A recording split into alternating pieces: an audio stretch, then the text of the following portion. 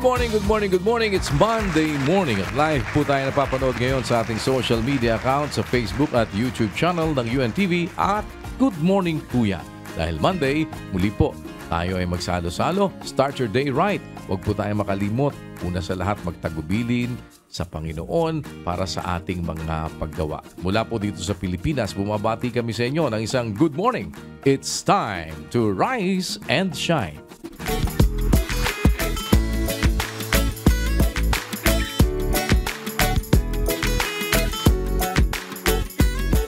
Today, makakasama po natin ang ilan sa atin namang mga kapatid mula po sa MCGI South Cotabato Chapter upang tayo po ay sama-sama na sumaklolo sa ating mga kapwa-tao na nangangailangan doon. At naroon po ang ating representative, si Brother Gil Salazar. Magandang umaga po sa inyo. Good morning dyan sa South Cotabato.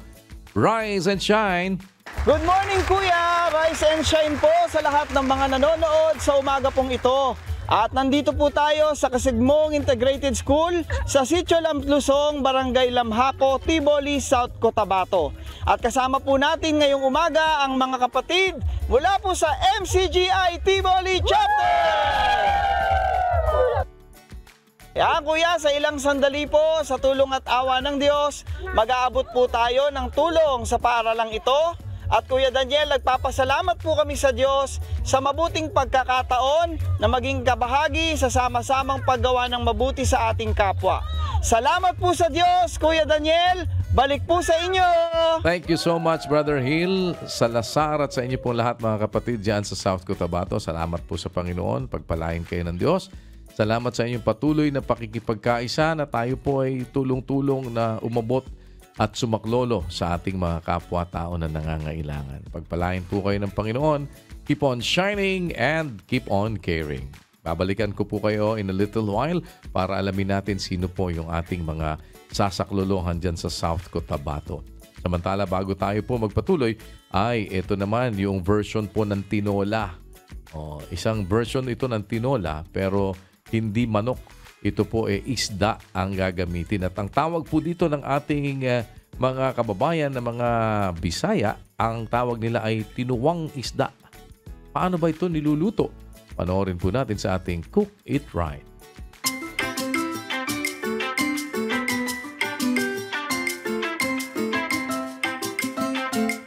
Good morning, Kuya! Rise and shine, mga kasambahay!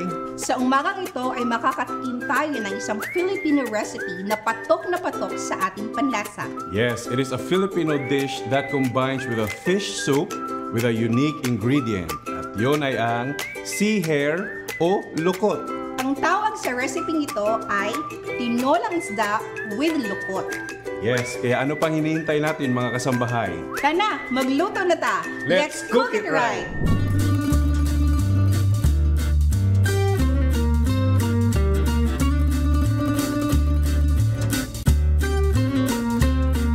Alam mo, Tikawang, pagka ako'y gutom at gusto kong may sabaw, ito yung pinakagusto kong lutuin kasi healthy. Yes, at ang ingredients ng recipe ito ay madali nating makita sa ating mga kusina. Tara, simulan na natin ang magluto. Yes! Ngayon, ihanda na natin ang soup pot. Yan. With water enough to cover the fish. Pagkatapos ay sunod naman natin ang tanglad. And then ginger, red onion, red tomato, siling espada, and onion leaves. Takpan natin at hintayin natin ito na kumulo. Tsaka natin ilagay yung isda. Ayan, kumukulo na siya. So, ilagay na natin ang ating isda. Yes. At pwede naman kayong gumamit ng kahit anong isdang paborito nyo, mga kasambahay. Yes. Kung anong available sa inyong lugar. Kasi minsan, yung tuna or other fish ay hindi available sa ating lugar. Make sure lang na isubmerge itong mga isda. Yun. Takpan natin ulit at let us wait for 5 minutes. Ayan, tapos na ang 5 minutes. Yan. Sunod naman natin ang lukot. Yes. Tapos, ayan, MSG or kahit anong preferred nyo. Tapos ay ang asin. Sa mga hindi pa nakasubok na maglagay ng lukot sa kanilang mga tinola, napakasarap po nito. Yes, tama mga kasambahay. And it will also add some flavor sa iyong tinola. Yan, haluin natin ang ating mga pampalasa kasama ng lukot. Bango. At mana natin.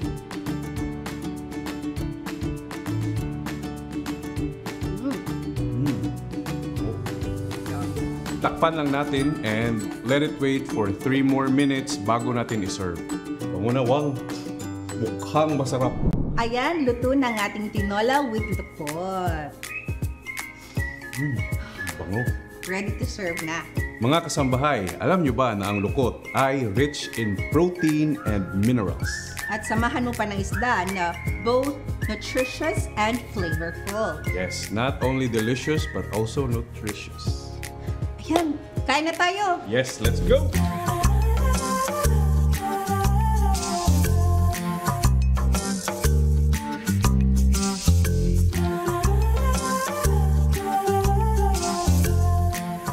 Huwag kalimutan, bago kumain, manalangin.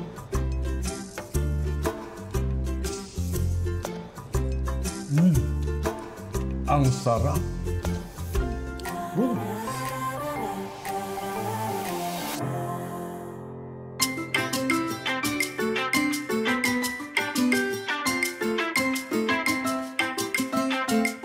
Alam ba ninyo na mayroon pong bagay sa universo na hinihigop lahat ng bagay na lumalapit dito, pati ang liwanag? Ang tawag po nila dyan ay black hole. Pero ano ba ito at bakit napakalakas ng kanyang puwersa? Panoorin natin sa atin pong Wonders of Creation.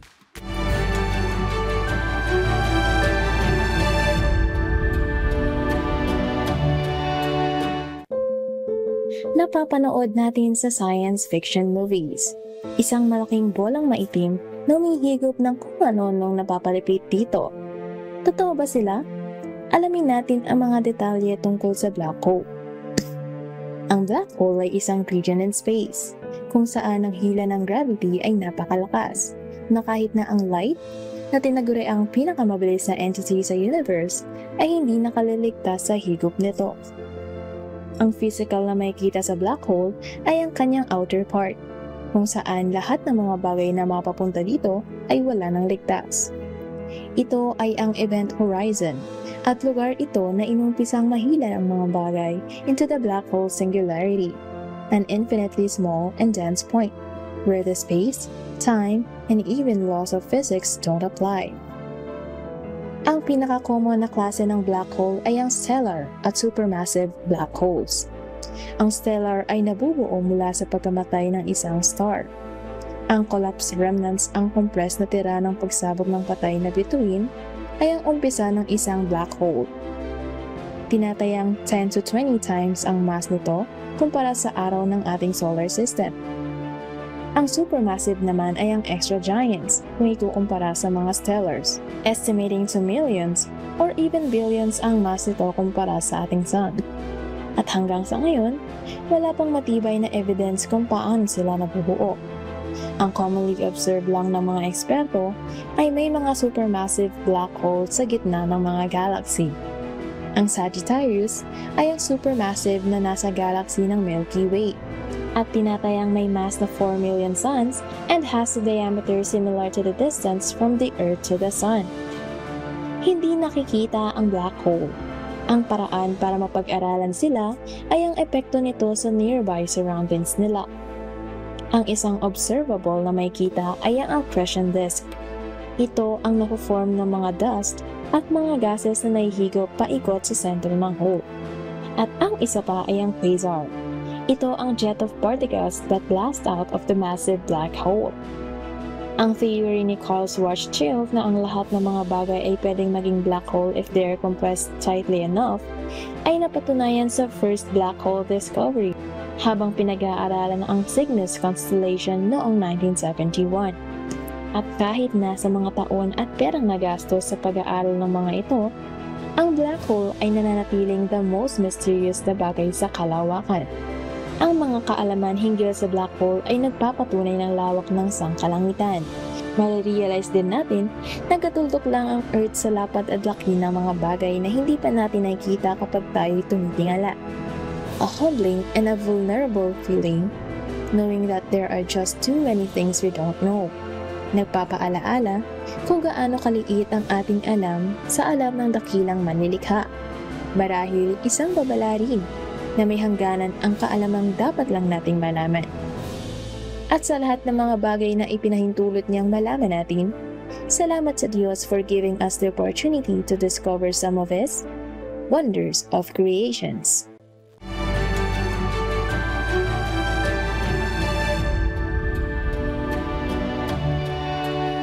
Ito po babala sa ating mga kababayan at sa lahat. Ang World Health Organization po ay naglabas din ng babala tungkol dito ngayon sa tinatawag po na monkeypox. Meron na pong naitala na kaso kasi dito sa atin sa Pilipinas. Pero alam ba nyo na meron po pala itong iba't ibang klase? No? Iba-iba pala yung klase niyan. Ano-ano ba yan? Panoorin nyo po dito sa ating Now You Know.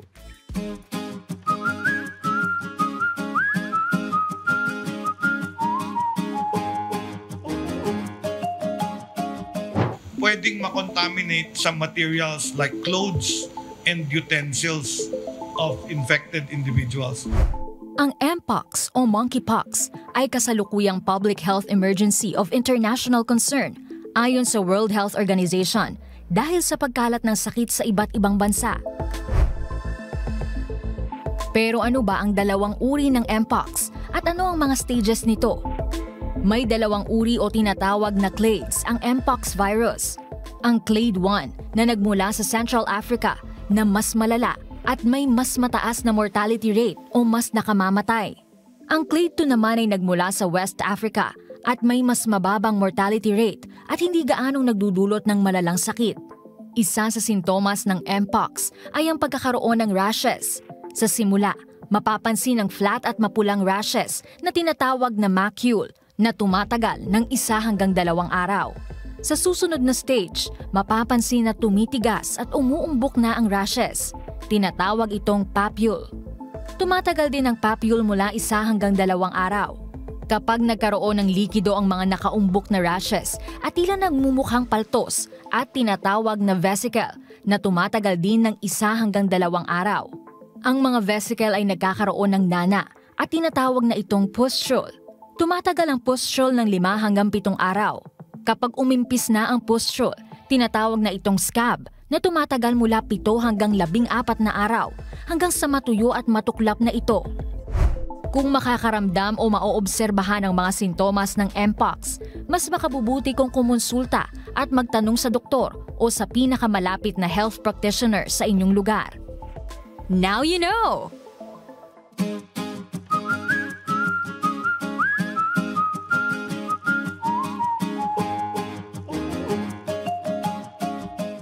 Dagdag ingat lang po at dito naman po sa ating You Can Do It, isang paraan naman para magkaroon tayo ng tahimik na pamumuhay, maging mapayapa tayo at mapagpayapa. Narito po ang ilan sa mga tips para naman tayo maging peaceful, loving citizen. Panoorin natin sa atin pong You Can Do It.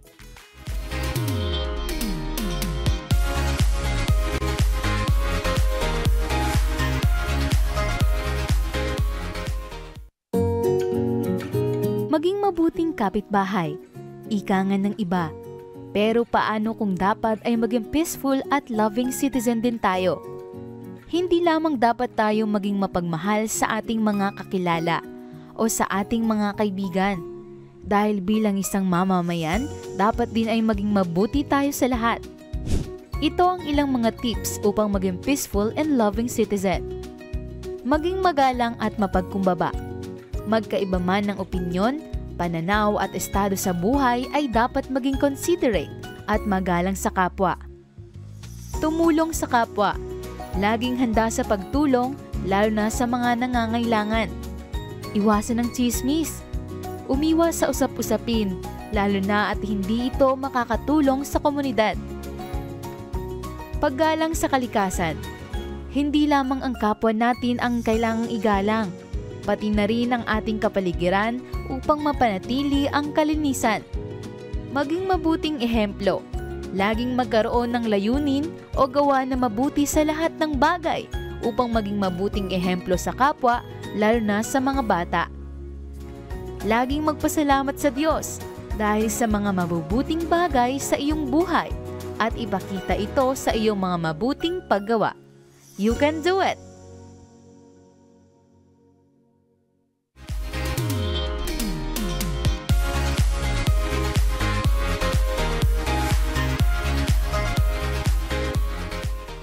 Balik po tayo dun sa ating mga kapatid dyan sa South Cotabato at alamin natin sino naman po ang ating aabutin ngayon. Kasama po ang members ng Church of God International o MCGI at sasaklolo tayo sa ating mga kapwa-tao dyan sa South Cotabato. Balikan natin si Brother Hill Salazar. Brother Hill, good morning once again. Rise and shine. Good morning Kuya, Rise and Shine! Kasama po natin ang ilang guro at estudyante dito po sa Kasagmong Integrated School sa Sitio Lamplusong, Barangay Lamhaco, Tiboli, South Cotabato. At para po mabigyan tayo ng detalye sa kanilang hiling, panoorin po natin ito. So, yung school namin, nagsimula siya noong 2016. And majority sa mga learners namin dito ay IP or from Tiboli Tribe. Marami kaming books na nakatago lang doon sa sulok ng mga office namin, hindi nagagamit dahil walang paglagyan at hindi na-access ng mga bata, hindi nila nababasa.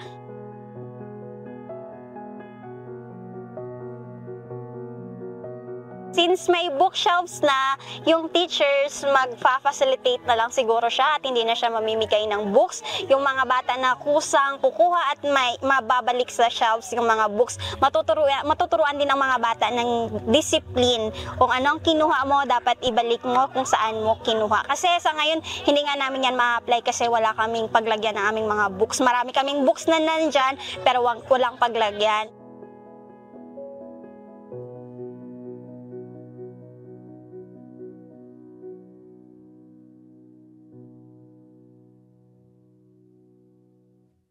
Ayan po, at ngayong araw, kasama po natin si Ma'am Sheila May Bento. Ma'am Sheila, paano po makakatulong ang mga bookshelves na ito para po sa inyong paaralan at sa mga estudyante po dito? Malaking tulong po ang mga bookshelves na ito para paglagyan ng mga books at madaling ma-access ng mga estudyante namin yung mga books during lunchtime and recess time po. Yan, salamat po Ma'am Sheila. At Kuya, bago po namin ibalik sa inyo, ay narito po ang mga kapatid sa MCGI Tiboli Chapter, kasama po ang mga guro dito po sa Kasagmong Integrated School sa Tiboli, South Cotabato. 1, 2, 3! We are proud! MCGI! MCGI cares! MCGI shines! Good man! Balik po sa inyo, Kuya! Maraming salamat, Brother Hill, at once again sa inyo pong lahat, mga kapatid dyan sa South Cotabato. Pagpalain po kayo ng Panginoon. Salamat po sa patuloy niyong pakikipagkaisa. Dalangin ko po ang lahat na mabuti para sa inyo. Tunghayan naman natin ang kwento ng pagsisikap ng isang cancer survivor na nagsikap muling makapaghanap buhay para sa kanyang pamilya. Kahit mahirap, huwag susuko. Laban lang.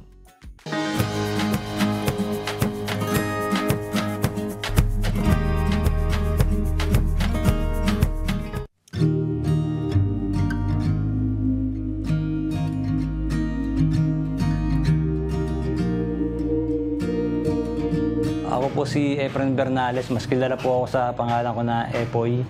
40 years old na po ako, taga GMA Cavite. Dati po akong lead man sa World Balance, pull out production po ako. Nagpaalam na po ako sa manager ko na magpapacheck up ako. Pinayagan niya naman po ako. Hinawakan pa lang po ng doktor yung tiyan ko. Alam niya na may bukol ako sa tiyan. Nung na-finding po na nagkaroon ako ng cancer, sumakit po yung tiyan ko. Nung sumakit po yung tiyan ko, hindi siya nawawala 3 araw. Yun, sabi niyo po, nagpa-check up po uli ako. In-schedule na po ako sa opera. Pero nung time habang tumatagal, kasi nga nalulungkot ako kasi nakita ko may anak pa ako maliit eh. Pasalamat po ako sa Diyos dahil binigyan niya pa ako ng pagkakataon. Pangalawang buhay na po talaga yun eh. After ko po magkaroon ng cancer, nag-open po ako ng poultry supply. Maganda naman po yung kita nung una kasi konti pa lang po yung may poultry supply sa amin nun. Dumami po ng dumami. Sa nalugi din po yung poultry supply, sinarado ko na rin po. After ko po dun sa poultry supply, nagtrabaho pa po ako sa tracking. Yun, nag-decide din sila kasi bebenta na rin yung truck. After po nila may benta yung truck, binigyan po nila ako ng panimula sa Paris. Ayun po, doon nagsimula yung Paris. Yung unang araw po ng bukas namin, malakas, maganda po. Kasi siguro parang ano po yung mga tao, sabi. Tapos yung mga sumunod na mga araw na po, mahina po. Minsan ang benta na lang, 7, 10 pirasong order. Kasi isang araw po yun. Ang problema po sa pagpapares, hindi mo siya pwedeng ulitin yung paninda mo. Kung hindi naubos ngayon, wala na yan. Ayun po, bali ang nangyari po, yung naitatabi ko, nahuhugot ko po uli yung kasi humina siya. Nung humina po, ang naisip ko po, magdagdag po ako ng ulam. Yun, nagbenta na po ako ng ulam. Okay naman po kasi minsan nakakaubos, minsan naman po may natitira, pero pagkain na po namin. Sa ganun, nakakasurvive po kami araw-araw. Ang laki po ng diferensya ng nagninegosyo ko sa nagtatrabaho eh. Pag po sa terms ng kita, kasi sa pag nagtatrabaho ka, wala ka na may isipin, pasok ka lang may kita ka na eh. Sa pag ninegosyo, iniisip mo laging kailangan makabenta ka. Kasi pag di ka nakabenta, wala kang kita. Yung pangkain namin sa araw-araw po, doon po, yun yung nagiging kita ko. Malaking bagay na po yun. Sabi po ng kapatid ko subok po nagnegosyo ka kasi dalawa lang pwede mo puntahan pag nagnegosyo ka Yung unang negosyo ko po yung nalugi. Yun yung pinakamasakit na naranasan ko sa pagninegosyo. Kasi yun, 4 na taon kung hinawakan yun. Lumakas siya, tapos bumagsak. Yun po yung hindi ko malilimutan. Siguro po yung mga pagkakamali ko doon, kung may nangungutang, papautang ako. Minsan hindi na talaga nababayaran. Pinaka-inspirasyon ko sa araw-araw, yung mga anak ko, asawa ko. Nakakaya. Kung hindi ka naman kikilos, wala kang magiging pera. Mas nakakaya yun. Wala naman po siguro akong pinagsisiyan. Siguro natuto. Opo, natuto ako. Na hindi dapat lagi kang bigay ng bigay. Kailangan sa negosyo. Isipin mo rin yung magiging yung kalalabas ng kinabukasan pag ginawa mo to. Pero hindi ko na po pinagsisiyan kasi naging aral naman sa akin. Bago tayo magnegosyo sa araw-araw, manalangin tayo sa Diyos, hingi tayo ng gabay sa Kanya. Basta kahit po mahirap, samahan lang po natin lagi ng tiyaga, sipag. Ayun naman po talaga ang susi dyan Pagkatiwala natin sa Diyos ang lahat ng ating ginagawa, lakipan natin ang sipag at tiyaga, laban lang.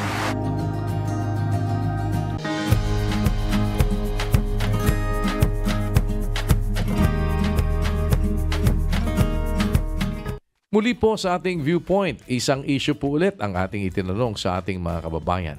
Saan sa tingin ninyo nanggagaling ang pag-iisip ng masama o pag-iisip ng masama ng isang tao? Tingnan po natin kung ano ang kanilang sagot, ano ba ang inyo ding sagot, at pakinggan po natin kung ano din naman ang sinasabi ng banal na kasulatan tungkol dito.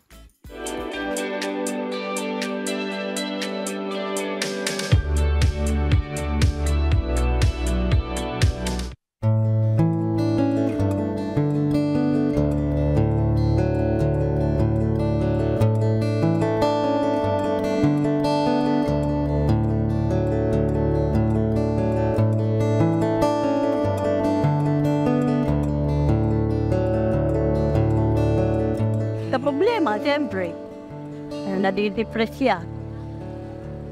Nadidepress siya dahil yun, mga problema nila. Marami na ko yung karanasan sa ganyan nangyari. Kita ko kaya na tao, kahirapan, sanay ng kasamaan. Sa kahirapan ng buhay. Yan ang sanay na kailangan ng paggawa ng isang masama ng tao sa kahirapan sa buhay. Yan sa ang paggawa ng nasong ay sanay na kahirapan. Isa pa, kung sa akin kahit anong hirap ng isang tao, huwag tayong gagawin. Yan ang important. Ang tingin ko, akin lang, ang tingin ko sa masamang tao ay sa kilos. Sa kilos ng tao, alam mo na ang masasamang mga tao. Una-una ay lasinggero. Pangtatlo ay pangalawa ay sugaror. Ay lasinggero siya, wala mang lasinggero na matino. Di ba? Walang lasinggero na matino. At saka yung sugaror na kung matalaw siya, pag-iisip siya na makakuha, mauli-ulitin niya. Magsusugal uli. Ay kung walang magsusugal, di magnanakaw o manunulis siya. Yung mga tao na ganyan ay mga ambitious yung mga tao. Hindi makatulog, hindi siya makatugal, hindi makatulog, hindi makainin. Magawa ka ng kwan na magsisimba ka. Kasi yung magsisimba, bawal, maraming tinababawal doon na magsisimba. Diba? Magsisimba ka, hindi ka makaisip na masama. Kasi takot ka sa Diyos o aura. Ano nag-aaral ng meron financial? Financial ko. Concrete. Pag wala ka makain. Mapa. Nakapag-isip ka na ano-ano. Nakakaw fast. Number 1, pag nakasaw ka, tumatay ka ng tao. Para ikaw masyumbay pa ng ano mo. Pero hindi bang, it's pretty kailangan ka. Basta mao ka, relax mo ka ano mo, pag-iisip mo, trabaho ka, aramuwal ka kung ano. Parang hindi naman pag-iisip sa inyo sa mga. Yan ang last. Patahirapan, yan ang malaking sa pag-iisip ng isang tao na masama sa kahirapan. Katulad sa atin ngayon, mahirap tayo. Mahirap ang buhay ngayon, di ba? Pag-aalipos ka. Pag halimbawa, inaalipusta ka, talagang gagawa ka ng hindi tama. Halimbawa, kung halimbawa, iniluyura ka ng isang pagkatao mo, talagang halos ipatay mo ng isang tao. Manahimik ka. Tumawag ka sa Panginoon. Lord, tulungan mo ako. Ano ba dapat kong gawin sa oras na ito? Ganun lang. Na simple. At tutulungan ka niya. Sa psychology, sinasabi na ang tao ay nagsisimulang makakilala ng kasamaan sa murang edad, kadalasang mula sa mga karanasang nagbibigay ng negatibong emosyon o trauma. Ang pagkakaroon ng exposure sa masamang pag-uugali ay isa sa mga contributing factor para makakilala ng konsepto ng kasamaan. Pero ayon sa Biblia, saan nga ba nanggagaling ang pag-iisip ng masama? Ang ating kaisipan kung minsan ay tinutukso ng masasamang espiritu para tayo mag-isip ng hindi marapat sa paningin ng Diyos. Ang isang tao bilang isang nilalang pwedeng maimpluwensyahan ng dalawang kapangyarihan. As a man, we are like a vehicle that can be influenced by two powers, that of God and that of the enemy of God. Maaaring ang Diyos maka-impluwensya sa atin at maka-impluwensya sa atin din si Satanas. Dalawang magkaibang puwersa. Yung isang puwersa ng kabutihan, yung isa ay puwersa ng kasamaan. Walang panggagalingang puwersa na mag-uudyok sa tao ng pag-iisip at paggawa ng masama laban sa kapwa, maliban dun sa kaaway ng Diyos. Kasi ang Diyos walang ganung espiritu. Ang espiritu maaaring pumasok sa kaisipan, maaaring pumasok sa puso para papag-isipin tayo ng masama. Masasamang espiritu ang gumagawa nito, kapatid. Yung mga nagpapaisip sa atin na gumawa ng sari-saring mga kasalanan. Sahin natin ang Mateo 15, versikulo 19. Sapagkat sa puso nanggagaling ang masasamang pag-iisip, mga pagpatay, mga pangangalunya, pakikiapid, mga pagnanakaw, mga pagsaksi sa di katotohanan, mga pamumusong. Sabi ng Panginoong Yesus, from the heart, sa puso, out of the heart, proceed evil thoughts, murders, adulteries, fornications, theft, false witness, blasphemies. It comes from the heart. But why is it possible that from a human heart will come all these evil things? Bakit nangyayari na manggaling sa puso natin ang masasamang bagay? Pagsisinungaling, masamang pag-iisip, pangangalo niya, pakiapid. Bakit? Anong dahil? Basahin natin ang 5:3 ng Gawa. Datapot sinabi ni Pedro, Ananias, bakit pinuspos ni Satanas ang iyong puso upang magsinungaling sa Espiritu Santo at upang maglingid ng isang bahagi ng halaga ng lupa? Ayon. Yung palang si Satanas, masamang espiritu, pumupunta sa puso para magsinungaling ka, mag-isip ka ng masama.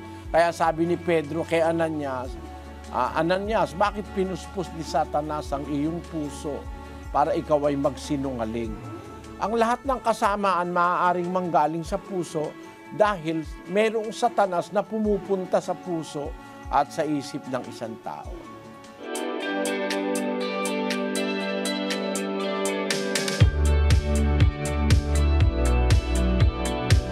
Tuloy-tuloy po naman tayo sa paghikayat sa ating mga kapwa-tao na i-grab natin ang bawat opportunity na meron tayo para gumawa ng kabutihan at magpakita ng pag-ibig sa ating mga kapwa-tao. Kaya pumuli ay nagsagawa tayo ng isang social experiment.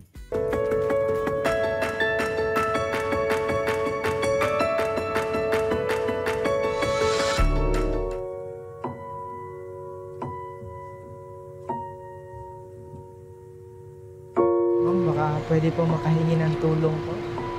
Nagugutom na po kasi ako, ma'am. Baka pwede po makahingi kahit konting kanin lang po at sabaw, ma'am. Wala po kasi akong pera dito po.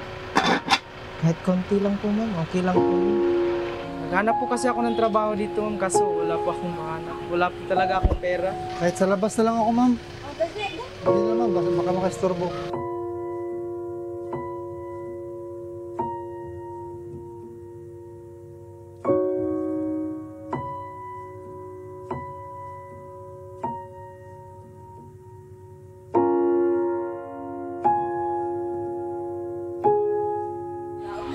Opo, ma'am. Naghahanap po kasi ako ng trabaho pero wala po akong mahanap. Kawawang bata na sa maski ko kaunti lang ko ng kanin. Nakain akin siya. Kaya naawa man ako sa kanya. Kahit sabaw lang po at kanin, ma'am, okay lang po yan. Ikat daw. Naghanap po kasi ako ng trabaho dito, ma'am, kaso wala po akong mahanap. Wala po talaga akong pera. Kaya baka pwede pong makikain kahit kanin lang po at sabaw, ma'am, okay lang po yun. Ay, ligaan akong kasi nakatulog ko sa kanya na nalipay ko nga nakatulog ako sa kapwa ko. Baka sakali po makahanap po ng trabaho dito hindi po pinalad. Kaya pero part lang kung ingana sa pagkaon lang kung naalangan bili mo yun. Kanang usay gani din kanang wala ako agalod nga na o naa sa sulod nga kailangan. Lang balag ako na lang mo bayad ingan ha. Siyempre tao ra biya sa tapos pag ingana pagkaon sa nalay mangayo diri na ingana nakatagan gid na.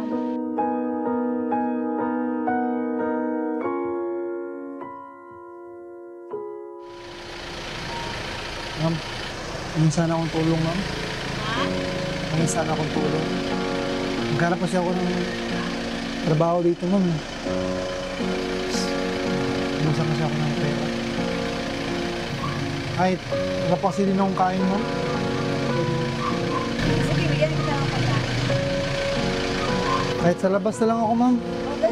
Hindi na, ma'am. Baka makastorbo. Wala ng tao. Sige, dali. Okay lang po, ma'am. Kaya, masakit sa kalungkuhan ko sa ganyan eh. Kasi na-experience kasi ako ng kapitbahay namin na ganyan. Kaya naawa ko sa kanya. Baboy, ma'am. Baboy pa. Nakakahiya mo. Salamat, ma'am. Para sa akin, ang ganyan kasing tao dapat tinutulungan. Kasi may ka sa Panginoon eh, may tulong din na sa iyo. Ganyan. Salamat.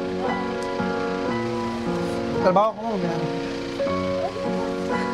Salamat po.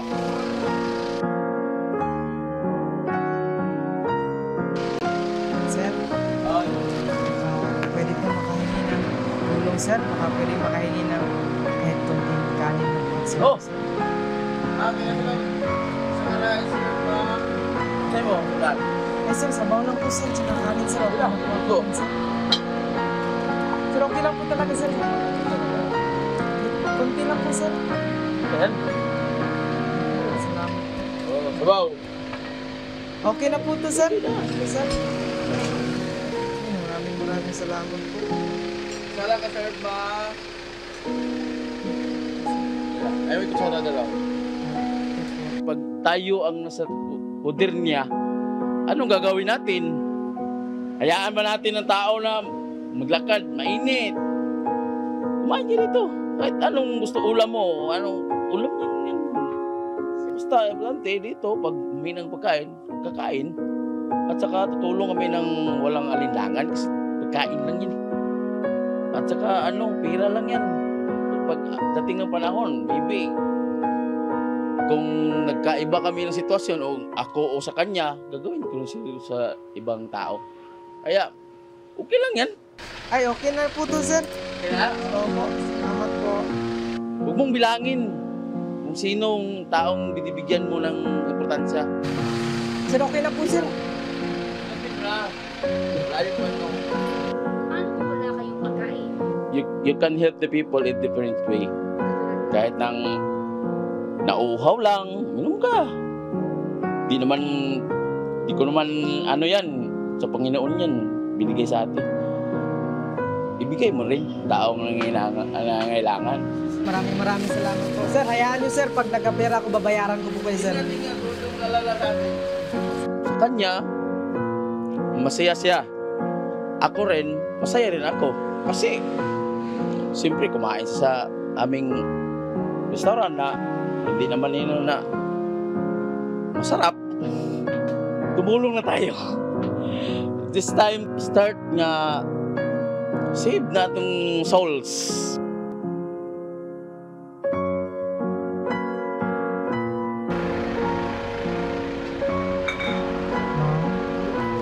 Baka pwede pong kahingi ng kahit konting kanin po at sabaw lang po. Kalugutom na po kasi ako. Wala po kasi akong pera dito. Kahit konti lang po ma'am, okay lang po yun. Ay, maraming salamat po ma'am. So, naghahanap mo ka para may maitulong? Oo, lahat. Kapatid ko at saka yung mga ibang tao, pag sinong magpunta sa akin, kahit wala ako, magpakana ako para makabigay.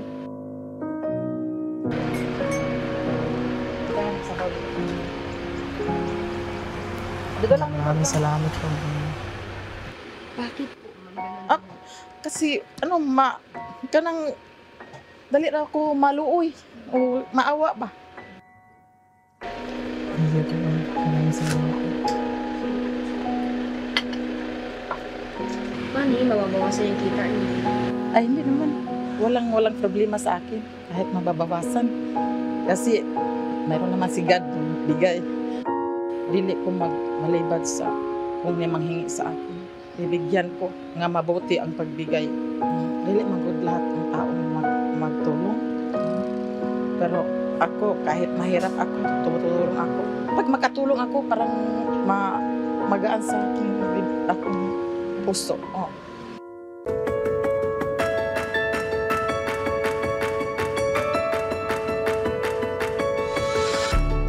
Ang ating pumpuntahan sa pagkakataong ito, kasama po ang ating Mobile Dental and Optical Clinic Unit number 4 at ang atin pong regular na medical mission na isinasagawa every Monday dito po sa Doña Orani, dito sa Pulangco Street, Orani, Bataan.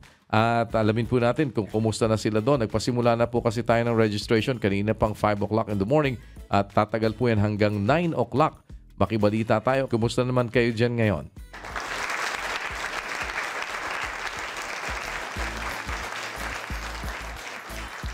Yes, good morning Kuya and good morning po sa lahat ng ating mga kasambahay na nakasubaybay ngayong araw. At live po tayo ngayon mula dito sa ating MCGI Clinic. Dito po yan sa Doña Orani, Bataan. At unang araw na nga po ng Lunes ng Setyembre at bagamat kanselado po ang klase dito po sa Bataan, ay hindi naman po kanselado ang ating pagsaserbisyo at tuloy-tuloy pa rin po tayo ngayong araw.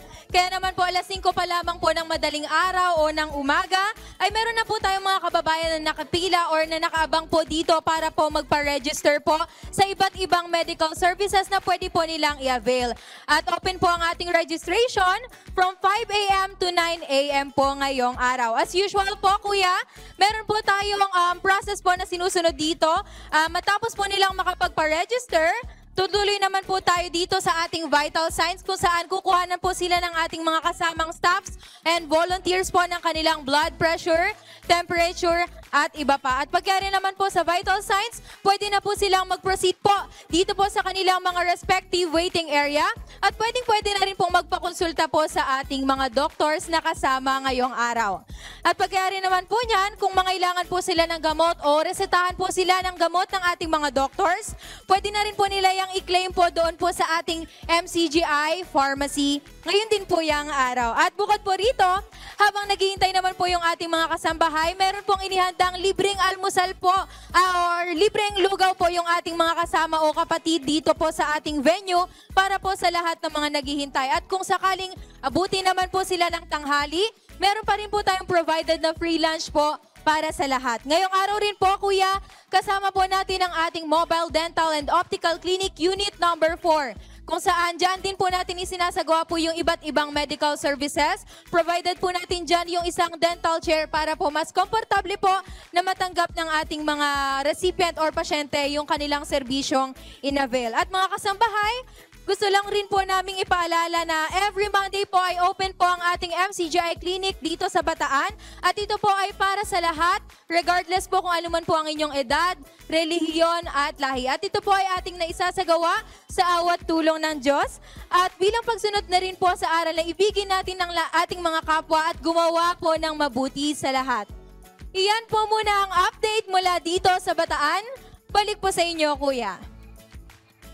Maraming salamat at sa inyo pong lahat dyan sa ating mga kapatid na nakikipagkaisa para tayo po'y makatulong sa ating mga kapwa-tao.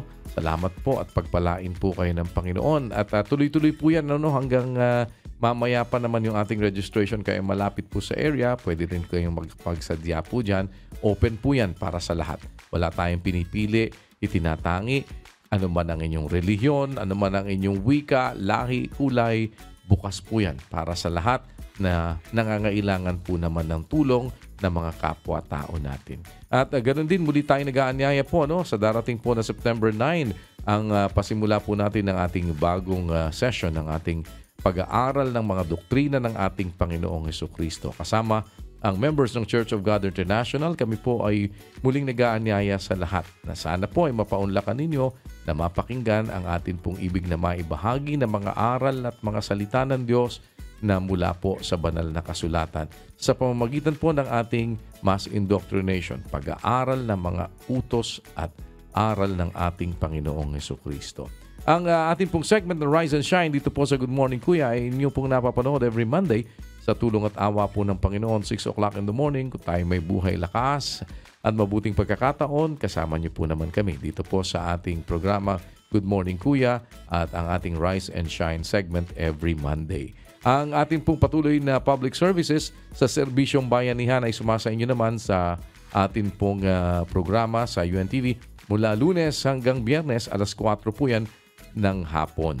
At ang MCGI Charity Center naman po ay nakabukas every Friday Pagka po malapit kayo sa area, sa 141 E. Rodriguez Avenue, Marikina City, ay maaari po kayo makapagsadya dyan sa ating lugar. Mga libre pong serbisyong medikal ang atin po namang hatid sa inyo. May optical, mayroon din dental, at may libreng gamot at iba pa pong mga bagay na may kaugnayan sa inyong kalusugan, pati na po ang mga laboratorio. At huwag po kayo mag-alala, meron na tayong kaunting libreng pangtawid gutom habang kayo po inariyan at naghihintay na mapagsilbihan. At the same time, ang La Verdad Diagnostic Center po ay nakabukas din sa MacArthur Highway, Barangay Sampaloc, Apalit, Pampanga. At yan po ay mula Lunes hanggang Biyernes ay nagsisilbi rin sa pamamagitan po ng ating ginagawang mga medical mission. At huwag po kayo makakalimot, dyan po sa regular po na mga schedules natin na yan. And every Monday, yan pong ating lugar naman sa Doña, sa Orani Pulangco Street. Every Monday naman po yan. 5 o'clock in the morning to 9 o'clock in the morning ang atin pong registration. At sa pamamagitan po niyan, muli ay nagpapasalamat tayo sa Diyos sa isa pang mabuting pagkakataong pinagkaloob sa atin. Huwag po kayong aalis dahil tuloy-tuloy pa rin ang programang Good Morning Kuya in a little while. At mananatili pa rin na sa Diyos ang lahat ng karangalan at kapurihan magpakailanman. On that note, iiwan namin sa inyo ang isang awiting nagpapakita ng dakilang pag-ibig ng Diyos. Sa kanyang rendition ng awiting Kislap, narito si Brother Jericho Posilero para sa ating On a Good Note. Maraming salamat po sa inyong pagsubaybay. Stay tuned at pagbabalik pa rin po ang Good Morning Kuya. Salamat po. Keep on shining and keep on caring.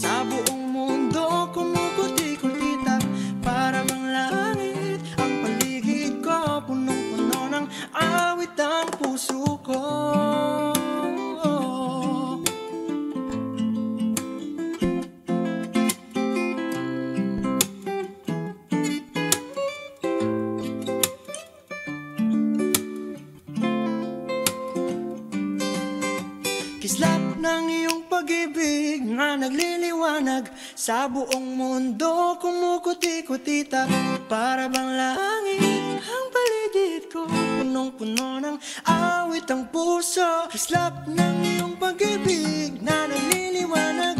Sa buong mundo kumukuti-kutita, para bang langit ang paligid ko. Punong-puno ng awit ang puso ko.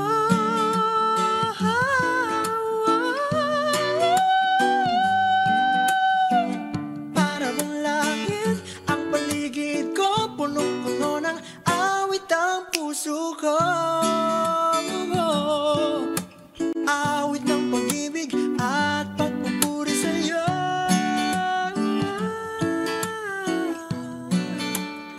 At pagpupuri sa'yo.